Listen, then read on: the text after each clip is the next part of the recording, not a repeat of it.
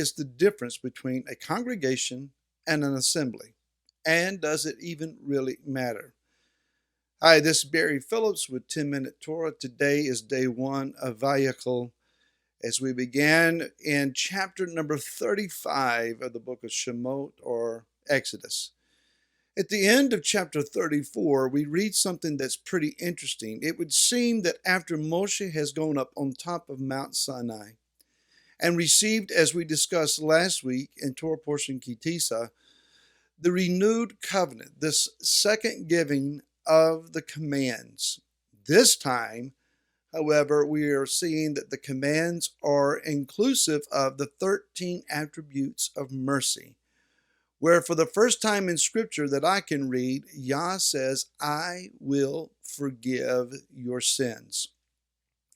So the renewed covenant doesn't begin in Matthew. It begins all the way back in the book of Shemot or Exodus. Imagine that.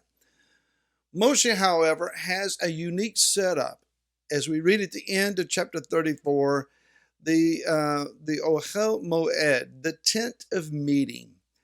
This is a tent that is pitched outside the proper camp of Am Israel, where Moshe alone seems to be able to go, along with Yehoshua, who stands guard. And he enters in, he hears the voice of Yahweh, the Creator, the maker of Am Israel. He hears him face to face, voice to voice, audibly, comes out of the tent when the conversations are over, and his face exudes a brilliant light, so majestic, so splendorous, that they have to put a veil over his face for the people who are afraid to look at him.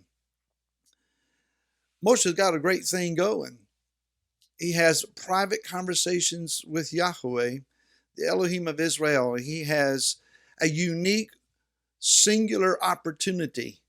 It's a place that he can go and everyone else just stands and watches. Certainly this builds his esteem and his reputation in the camp, but that's not what Moshe is after, and neither is Yah. The people have grossly failed by constructing the gold calf idol. Things are different now. The relationship between Israel and Yahweh seems to be a little on the strained side of things, but Yah does not alter his plans. His plan is still for Am Israel to build him a house, a dwelling place in their very midst. So we began in chapter 35 with verse 1, and Moshe assembled all of the congregation of the children of Israel and said to them, these are the words which Yahweh has commanded you to do. The rendering of this in the original Hebrew is Vayachol Moshe Echol Hadat B'nai Israel. And Moshe assembled, which the word assembled here is from the word kahal. Kahal is interesting in that it's normally translated as assembly of those that are called together. Usually it's a gathering of those who think, feel, and speak as we ourselves do. So the kahal then can be the called out ones or the called out assembly of Yahweh. This is followed then with the word congregation, idat. It's a different word. Idat, translated as congregation here, can refer anything from a private gathering in a small room to a swarm of bees. It's a gathering, it's an assembly, but it's unique in that it is rooted as the same word as witness, ad. So the gathering of the adat, of the congregation, is the assembling of witnesses. Now that's interesting. The assembling of witnesses. Further, the word ad is contracted from ud, which is an ayin, a vav, and a dalet. And this is where it's really interesting to me, is it means to return, to repeat, to do again, to bear witness, and say again and again. It is the rehearsing of what we are witnessing. or what we have witnessed.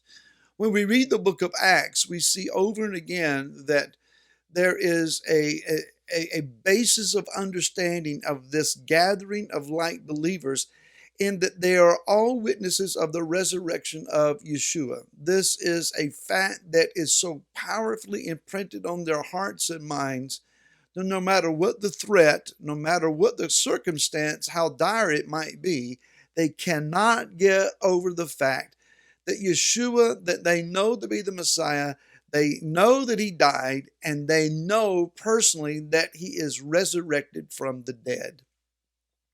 The resurrection of the Mashiach has changed everything.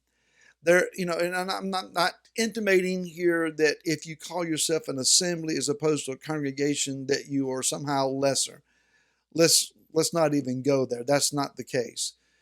I'm just understanding here that as the word congregation is used, it references those that who repetitiously give credence to the witness. There is a tendency in the Hebraic roots community where we get bored hearing again what we think that we have already learned. We reheard and heard and heard again and again in the church system the same messages, the same songs, the same Sunday school lessons, and we tired of them. And we asked ourselves the question, is there anything else? Is this all that there is? We came out and began to study things from a Hebraic mindset and perspective. The scriptures opened themselves up, and we became, in our estimation, very much enlightened. We recognized errant doctrines. We recognized false holidays, etc. And we changed our lifestyles. But for us to hear something again, after all, most of us are a part of a congregation, or at least if we're on our own or in a small group, we're studying online with someone the same Torah cycle over and over again. Now, this Torah is the foundation of all that we hold to be true and understand as true. And sometimes I believe we get tired and bored hearing again. But the congregation needs to be solidified in the power and the strength of their witness. This witness happens to be true. It happens to be built upon the renewed covenant. Yahweh has chosen to forgive us of our sins. Yah has chosen to not remember our gold calf idols against us. Hallelujah. He has chosen not to overlook, not to fail to remember. Yah has chosen to forgive and then affirm to us, I have called you out, kahal, as my assembly, and I call you my idat, my congregation, those that will rehearse again and again and return to and remember again my truths. We're not going to be like those who look for something new and fanciful to capture our vivid imaginations and entice us and lure us aside after something that is new. Just for the sake of something new, we will begin to abandon what we know to be true. Let that not be said of us. Or else we could verify and affirm that Yeshua came with something new and offered it to the Gentiles, the Goyim, to build a church system to replace what Yah had already created. That's not true. Yeshua did not offer the renewed covenant to the Goyim to build a church system that would replace B'nai Israel. But he came to affirm what Yah had already established. He said, the words that I speak are those that I hear my Father speaking. The works that I do are those that I see him doing. Yah did not send Yeshua to us to bring a renewed covenant that was replacing the renewed covenant. It makes no sense. So let's be a part of the assembly.